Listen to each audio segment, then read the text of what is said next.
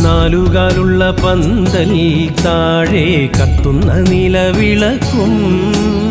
പീഠത്തിൽ കുറുവടിയും ചേലിൽ പൊന്നുടയാടകളും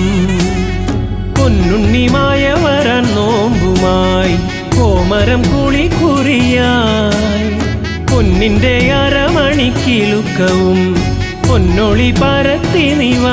തൊഴുകൈ കൂപ്പി നിന്നടിയൻ പദമലരായി തീർന്നലിയാൻ